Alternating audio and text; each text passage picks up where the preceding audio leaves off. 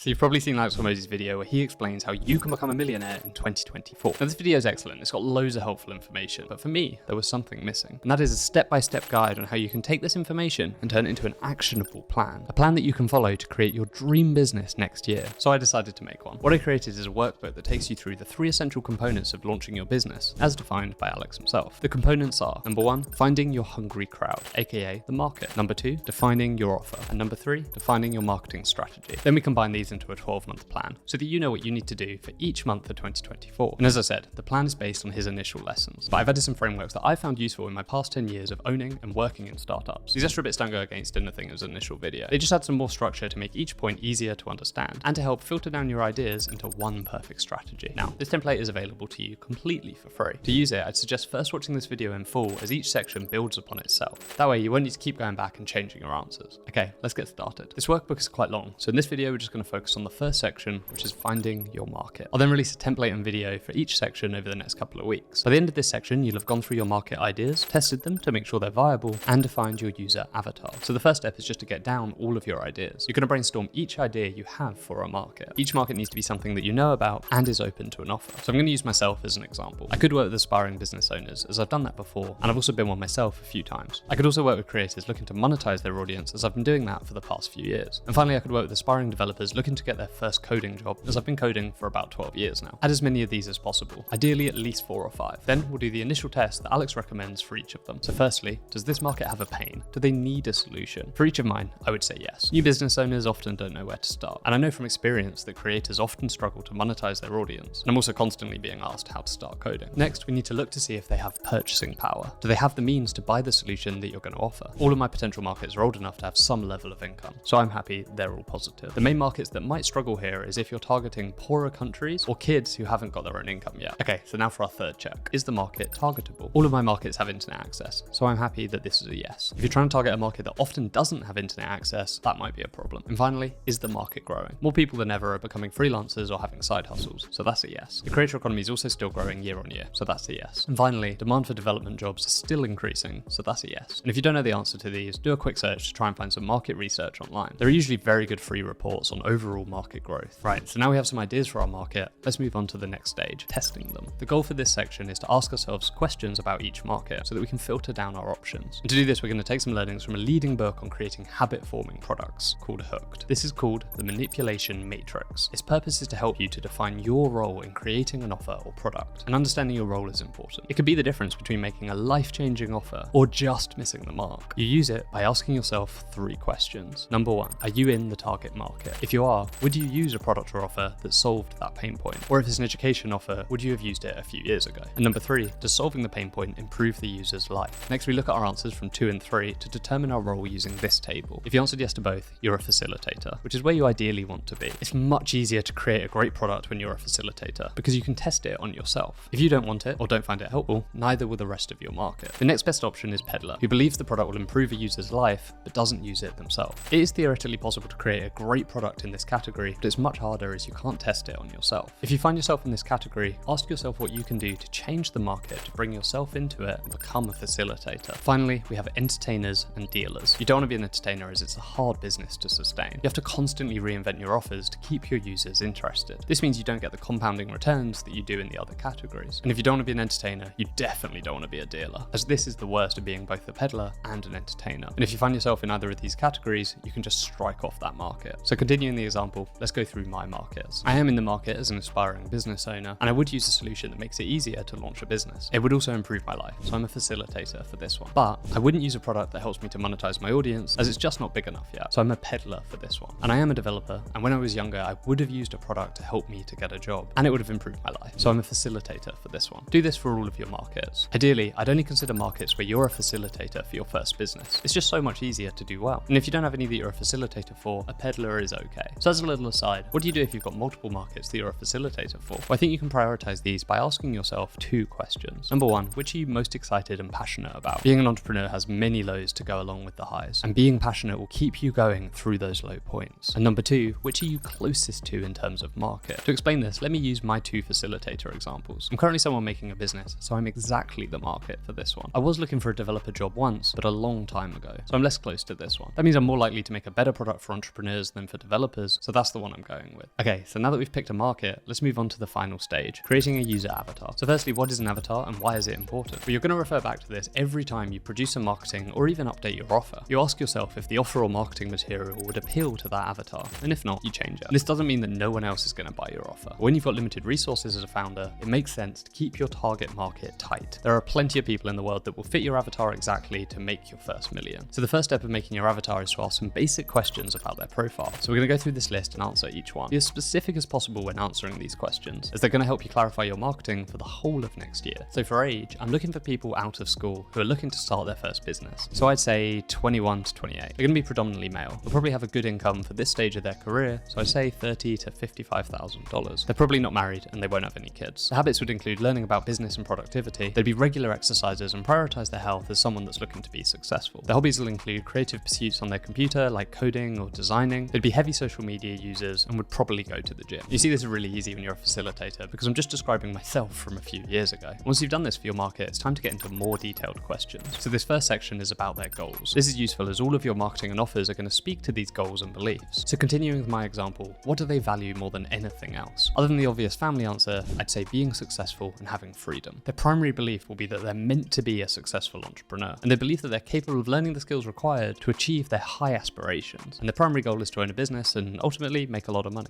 Next, we move on to their browsing behavior. And this is important to understand. It helps you to make sure that your marketing is in the right place. So how does my market stay up to date on news and information? They probably primarily use social media and aren't avid TV watchers or newspaper readers. And they might also use TechCrunch or Forbes for business news. And their favorite websites are probably YouTube and those news sites I mentioned earlier. Their favorite apps will probably be things like Audible, Blinkist, and a to-do list. They might also use Stripe or Shopify if they've started their business already. And finally, in terms of their social media platforms, they probably use Instagram and YouTube, maybe TikTok. Next, we move on to their challenges. In marketing, this will work alongside their goals and beliefs. And it's also where we'll discover our product and offer if it's not clear already. So what are their biggest challenges in life? Well, for my market, they're probably already fortunate enough to not worry about the basic needs like food and shelter. So now, their biggest challenge will be starting this business and feeling like they don't have the resources or support that they need. And of course, they're looking for financial security. And moving on to their pain points, it's probably a lack of confidence, as well as a lack of community to support them. They'll likely have lots of ideas and aspirations, but they won't have a clear plan on executing them. And if I were to provide a solution, what might they ask? Well, they'll want to know if my solution is effective